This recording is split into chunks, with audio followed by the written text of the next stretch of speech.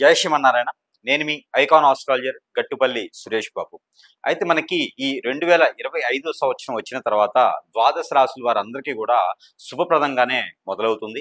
అయితే దినదిన అభివృద్ధిలాగా ప్రతి మాసానికి ఎట్లయితే మనకి అభివృద్ధి అవుతుందో అదేవిధంగా మనకి అతిపెద్ద గ్రహాలైనటువంటి శని భగవానుడు కావచ్చు, రాహువు, కేతువు, గురువు ఇలాంటి అతిపెద్ద గ్రహాలన్నిటి కూడా మారిపోవడం, ద్వాదశ రాశుల వారికి అందరికీ కూడా ఉపయోగపడేలాగా ఉండడం, అందులో 12 రాశుల వారికి కూడా బాగుండడం. అందులో ముఖ్యంగా మరొకటి మనకి ఇటీవల కాలంలోనే గ్రహాలు 2 వచ్చాయి.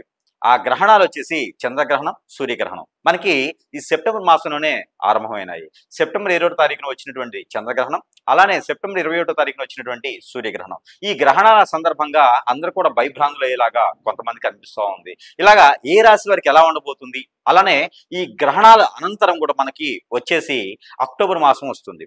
ఈ అక్టోబర్ మాసం 2025 సంవత్సరం ఎలా ఉండబోతుంది, ఈ ద్వాదశ రాశుల వారికి ఎలా ఉంటుంది, ఏ నక్షత్రం కావచ్చు, ఏ రాశిలో పుట్టిన వారికైనా సరే ఏ గ్రహాలు ఏ దశలు ఎలా ఫలిస్తాయి, దానికి తగ్గట్టుగా ఈ అక్టోబర్ మాసంలో కొత్తగా పెళ్లిళ్ళు చేసుకునే వారు కావచ్చు, కొత్తగా గృహప్రవేశాలు చేసుకునేవారు కావచ్చు, కొత్తగా ఏదైనా విదేశాలకు వెళ్ళాలనుకున్నా, యూనివర్సిటీ సీట్లు కావాలనుకున్నా, రాజకీయ రంగంలో, సినీ రంగంలో ఎలా ఉండబోతుంది, ఈ యొక్క కొత్త వరవడి ఎలా ఉండబోతుంది, ఈ దీపావళి పర్వదినాలు ఎలా ఉండబోతున్నాయి అనే దాని గురించి మనం ఒకసారి పరిశీలన చేసినట్టయితే కనుక ముందుగా మనకి ఈ ద్వాదశ రాశుల వారికి ఎలా ఉంటుంది అక్టోబర్ మాసం అనేది చూద్దాం. మనకి ద్వాదశ రాశుల్లో ఒకటి కర్కాటక రాశి. ఈ కర్కాటక రాశి అనగానే అందరిలోనూ ఎప్పుడెప్పుడు అనేది చూస్తున్నారు కదా, ఆలోచన విధంగా బాగుంటుంది కదా. అంటే కర్కాటక రాశి వారికి గత కొంతకాలంగా అన్ని పరిహారాలు చేసుకుంటూ ఉండగా దేవుని ధ్యానంలో ఉన్నటువంటి వారు, అందరికి ఏ నెగిటివిటీ లేదనుకున్న వారు గురువుగారు చెప్పినట్టుగా జరుగుతుంది. అది ఎలా అంటే కర్కాటక రాశి వారికి అదృష్టం చాలా బాగుంటుంది కొంతకాలంగా. అదేంటి గురువుగారు, ఎక్కడ కర్కాటక రాశి వారికి అదృష్టం బాగుంది, శని భగవాన్ యొక్క అశుభ దృష్టి ఉంది మా మీద, అలానే కుజుడుది ఉంది, మళ్ళీ రాహుది ఉంది అంటే మీ యొక్క దశలు కూడా మనం చూసుకోవాలి. మనం గోచార ప్రకారంగా ఉండేటువంటి దశలు అంతర్దశలు ఏమున్నాయో అవి కూడా మనం గమనించుకుంటూ ఉండాలి. మీకు ఉన్నటువంటి దశల్లో రవి గాని, బుధుడు గాని, శుక్రుడు గాని దశలు ఉండి, అలానే అంతర్దశల్లో కేతువు గాని అలాగ ఉండి, కేతువు గాని, రవి కానీ, లేదంటే ఒక చంద్రుడు గారి అంతర్దశ ఉంటే గనక మీకు అన్ని రకాల కలిసి వస్తుంది. అలానే మనకి గోచార ప్రకారంగా మీరు గనక 4వ స్థానంలో రవి, 6వ స్థానంలో రవి ఉండి, 8, 9వ స్థానంలో శని భగవానుడు ఉండి, 2, 4వ స్థానంలో బుధుడు ఉన్నా కూడా మీకు ఈ అక్టోబర్ మాసం 2025 సంవత్సరంలో అద్భుతంగా కలిసి వస్తుందని చెప్పొచ్చు. అలానే ఈ అక్టోబర్ మాసం ఎవరికైతే బాగా కలిసి వస్తుందో దాంట్లో ఒకళ్ళకి కర్కాటక రాశి వారు. కాబట్టి ఈ కర్కాటక రాశి వారికి ఎలాంటిది కలిసి వస్తుందయ్యా అంటే గనక వ్యాపారం మీకు ఎలాంటి వ్యాపారం బాగుంటుంది అంటే గనక మీరు వస్త్రాల దుకాణాలు, గోల్డ్, సిల్వరు, 1 గ్రామ్ గోల్డ్ లాంటి వ్యాపారాలు అద్భుతంగా ఉంటాయి. అంటే పాత రోజుల్లో మనం ఏదో వ్యాపారం పెట్టాం కదండి, మరి గురువుగారు మీ వ్యాపారం మార్చాలంటే కాదు, కొత్తగా పెట్టాలి వ్యాపారం అనుకున్న వారికి అక్టోబర్ మాసంలో మొదలు పెట్టాలంటే కర్కాటక రాశి వారు ఇలాంటి వ్యాపారం మొదలు పెట్టినట్టు కనుక ఖచ్చితంగా మీకు కలిసి వస్తుంది. అదే విధంగా కాకుండా ఇంకా మీకు ఈ వ్యాపారం ఒకటే కాదు, ఏదైనా పార్ట్నర్షిప్ వ్యాపారాలు పెట్టాలనుకుంటే కనుక ఖచ్చితంగా కలిసి రాదు. కాబట్టి పార్ట్నర్షిప్ వ్యాపారాలు అనేది మీరు పెట్టకూడదు, ఎందుకంటే అది మీకు అంతగా సానుకూలంగా లేదు. మీ చుట్టూ ఉన్న వారే మీకు వెన్నుపోటు పొడిచేలా ఉంది. కాబట్టి అలాంటి వ్యాపారాలు మీకు సానుకూలంగా పెట్టకూడదు. మరొకటి ఏంటంటే కనుక అదే విధమైనటువంటి సానుకూలమైన వాతావరణం, అదే విధమైనటువంటి వ్యవహారం కూడా మనకి కనిపిస్తుంది. ఇంకో విషయం, భార్యాభర్తల మధ్యన సంకేత భావం, ఏదైతే భార్యాభర్తలు ఉన్నారో వారి ఇద్దరి మధ్యన ఎవరైనా 3వ వ్యక్తి చేరారా అంటే వారిద్దరు విడిపోయి కోర్టు మెట్టు ఎక్కేదానికి కూడా కనిపిస్తూ ఉంది. ఇవన్నీ కూడా కాకుండా మరొక విషయం ఏంటంటే కనుక పిల్లలు, పెద్దల మాట వెళ్ళినటువంటి పిల్లల మాట లెక్క చేయనటువంటి పెద్దవారు, ఏదైతే పిల్లలకి ఇష్టమైందో అది పెద్దవారు చేయరు, పెద్దవారికి ఇష్టమైంది పిల్లలు చేయరు.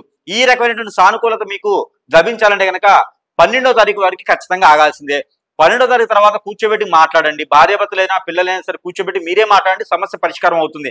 లేదు అంటే 3వ వ్యక్తిని తీసుకొచ్చారంటే కనుక ఖచ్చితంగా ఆ సమస్య చాలా పెద్ద కార్యక్రమం అయ్యేటట్టుంది, అది కోర్టు మెట్టుల వరకు వెళ్ళేటట్టుంది. పిల్లలైతే దూరం అయ్యేలా కనిపిస్తున్నారు. కాబట్టి ఒకటే చెప్తుంది ఏంటంటే కనుక ఇద్దరి మధ్యన ఐక్యత భావం పెరగాలి, సంకేత భావం పెరగాలి, ప్రేమ, అనురాగం, ఆప్యాయత లాంటి పెరగాలి, ఉమ్మడి కుటుంబం లాంటి ఎక్కువగా ఉండాలి. కాబట్టి కర్కాటక రాశి వారికి ఏదైతే ఉందో వీరందరూ కూడా సానుకూలంగా ఉండాలి అనుకుంటే కనుక కూర్చొని మాట్లాడుకుంటే సరిపోతుంది. ఇకపోతే మీకు ఆరోగ్య సమస్యలు ఏమైనా ఉన్నాయా అంటే ఆరోగ్య సమస్యలు ఉన్నాయి, ఖచ్చితంగా ఉన్నాయని చెప్పొచ్చు. ఎందుకంటే బుధుడు భగవానుడు మీకు అంతగా సానుకూలంగా లేడు. కాబట్టి స్టమక్ రిలేటెడ్ సమస్యలు, అలానే బ్లడ్ రిలేటెడ్ గా కిడ్నీ, లివర్ ఇలాంటి సమస్యలు కూడా మీకు కనిపిస్తా ఉన్నాయి. అలానే సైనిస్ కానీ, అలానే మనకి గ్రంథులకు సంబంధించినటువంటి థైరాయిడ్ కానీ ఇలాంటి సమస్యలు కూడా కనిపిస్తా ఉన్నాయి. కాబట్టి దానికి వైద్యం దగ్గరికి వెళ్ళి పరీక్ష నిమిత్తంగా చూయించుకుంటే కనుక మీకు సానుకూలంగా ఉంటుంది. అది 15వ తారీఖు తర్వాత వెళ్ళండి వైద్యుని వద్దకి. అక్టోబర్ 15వ తారీఖు 2020 సంవత్సరం తర్వాత మీరు హాస్పిటల్లో మీరు చూయించుకున్నట్టే కనుక మీకు సానుకూలమైనటువంటి వాతావరణం ఉండేసి ఆ వైద్యం కూడా చేయించుకుంటే మీకు ఆ ఒక విధానమైనటువంటి రోగము జబ్బు కూడా తగ్గిపోయేదానికి కనిపిస్తూ ఉంది.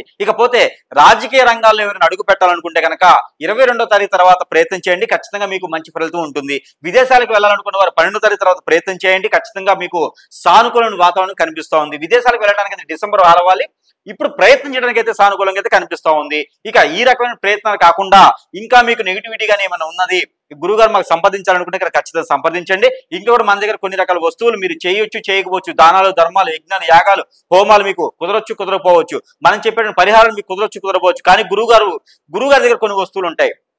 ఆ వస్తువులు మీ సమస్యను బట్టి మీ వద్దకి మీ చెంతకు చేర్చడం జరుగుతుంది. కాబట్టి ఏదైనా సమస్య ఉంటే కూడా గురుగారిని సంప్రదిస్తే కనుక ఖచ్చితంగా మీకు సానుకూలమైనటువంటి వాతావరణం కల్పించేలా ఉంటుంది. కాబట్టి ఈ యొక్క పరిహారాలు, దేవుని యొక్క అనుగ్రహం మనకు కావాలి. ఈ యొక్క పరిహారాలు కూడా మీరు చేసుకుని అదృష్టవంతుల వారిని నేను కోరుకుంటా ఉన్నాను. అయితే మనకి ఈ రాశి వారు కనుక ఈ పరిహారం చేసుకున్నట్లయితే ఖచ్చితంగా మీకు ఆ ఒక దేవాది దేవుని యొక్క అనుగ్రహం అనేది మీకు ఖచ్చితంగా లభిస్తుందని చెప్పొచ్చు. అయితే ఈ రాశి వారు ముఖ్యంగా చేసుకోవాల్సిందంటే కనుక ఏదైనా సరే వైష్ణవాలయం అంటే కనుక విష్ణుమూర్తి, రాముల వారు కావచ్చు, వెంకటేశ్వర స్వామి కావచ్చు, కృష్ణాలయం కావచ్చు, ఇలాంటి ఆలయాల్లో కనుక ఏదైనా వారంలో ఒక బుధవారం లేదా ఒక గురువారం రోజున పులిహోర నైవేద్యంగా సమర్పించుకోవాలి. నిమ్మకాయ అయినా పర్వాలేదు, అది చింతపండు అయినా పర్వాలేదు. ఈ పులిహోర నైవేద్యం సమర్పించడం ద్వారా మనలో ఉన్నటువంటి ఆందోళన, చికాకు అవన్నీ కూడా తొలగిపోయేసి మనకి శత్రు యొక్క భయంతో పాటు ఆర్థిక సమస్యలు, ఆరోగ్య సమస్యలు అన్ని కూడా మనకి నెరవేలా ఉంటుంది. కాబట్టి ఈ రకమైనటువంటి పరిహారం మనం నిర్వర్తించుకోవాలి. అలానే దీనితో పాటు ఎవరికి వారు ఈ నరదిష్టి ప్రభావితం కూడా మన మీద చాలా ఎక్కువగా ఉంటుంది. కాబట్టి ఈ నరదిష్టి కూడా మనకు తగ్గేలాగా ఈ రాశి వారు పర్టికులర్ గా ప్రతిరోజైనా లేదా వారంలో ఒక్కరోజైనా సరే గురువారం లేదా శనివారం రోజున సాయం సంధి వేళలో కనుక ఇది మనకి పిఠగ్రి అని ఉంటుంది. అంటే పటిక, మనకి ఇంటికి కట్టుకునే దిష్టి దోషాలు పోయేదానికి ఇంటికి కట్టుకునేటువంటి పటిక ఉంటుంది. ఆ పటిక ఒక 50 గ్రాములు సుమారుగా తీసుకొని, అంటే కాటా వేసుకోవాలనేది అవసరం లేదు, చిన్న సుమారు ఒక 50 నుంచి 100 గ్రాములు సుమారుగా ఆ పటిక తీసుకోండి. తెల్ల ఆవాలు 1 టీ స్పూన్ తీసుకోవాలి. అలానే గ్రీన్ కలర్ అంటే పచ్చిగా ఉండేటువంటి నిమ్మకాయ 1 తీసుకొని ఎవరికి వారే తల చుట్టూ క్లాక్ వైజ్ గా 7 టైమ్స్, తల దగ్గర నుంచి కాలి వరకు ఇలా దిగజారుగా తీసుకునేటువంటి ఒక 7 టైమ్స్ తీసేసుకొని ఆ నిమ్మకాయ ఇంటికి దూరంగా వెళ్ళేసి కాలి కింద పెట్టేసి తొక్కేయాలి. ఎడం కాలు పెట్టి కింద పెట్టి తొక్కేయాలి. ఆ పటిక అలానే ఆవాలు ఆ పారేటువంటి నీటిలో కానీ పొదలుగా ఉన్నటువంటి చెట్లలో కానీ వేసేస్తే కనుక మనలో ఉన్నటువంటి నరదిష్టి, నరఘోష కూడా తగ్గిపోతుంది, ఆందోళన కూడా తగ్గిపోతుంది, శత్రు భయం కూడా తగ్గిపోతుంది. ఏదైనా మనం ముందుగా అనుకున్నటువంటి కార్యక్రమాలు ఏవైతే ఉన్నాయో అవి నెరవేరటానికి కూడా పనిచేస్తుంది. అలానే ఇక పోయిదట మీరు ఏది కూడా ఈ యొక్క అనుగ్రహాలతో పాటు అలానే మనకి దేవుని అనుగ్రహం కూడా ఉంటుంది. కాబట్టి మీరు మరొక రెమెడీ కూడా చేసుకుంటే చాలా మంచిది. నవగ్రహాలు ఏవైతే నవగ్రహాలు ఉన్నాయో ఈ నవగ్రహాల చుట్టూ 9 సార్లు ప్రదక్షిణ చేయాలి. ఏదైనా శనివారం లేదా మంగళవారం 9 ఉదయం సమయంలో చేయాలి. ప్రదక్షిణ చేసుకుంటూ శనీశ్వరునికి, అంటే గ్రహాలన్నీ కూడా కొంచెం మార్పులు చేర్పులుగా ఉన్నాయి కాబట్టి అలానే శని భగవానుడు వచ్చేసి ఈ రాశి వారికి మనకి వెనకంజులో ఉన్నారు, అంటే వెనక చూపులో ఉన్నాడు అనమాట. అలానే ముందు చూపు రావాలంటే నవంబర్ 23 తర్వాత వస్తుంది. కాబట్టి ఆ నవంబర్ 23 తర్వాత కూడా ఈ రెమెడీ అనేది మీరు ఖచ్చితంగా చేసుకోవచ్చు. నవగ్రహాల చుట్టూ ప్రదక్షిణ చేసుకుని మంగళవారం లేదా శనివారం ఆ నవధాన్యాలు అనేది నవగ్రహాల మీద వేయాలి. అలానే శనీశ్వరుడి దగ్గర ఒక చిన్న మొల, ఒక చిన్న బిల్లం గెడ్డ, అలానే దీపారాజన చేయాలి. నువ్వుల నూనె కూడా అభిషేకం చేసుకోవచ్చు. ఈ రకమైనటువంటి పరిహారాలు చేసుకొని ఖచ్చితమైనటువంటి అదృష్టాన్ని మీరు పొందేలా ఉంటుంది. జై శ్రీమన్నారాయణ.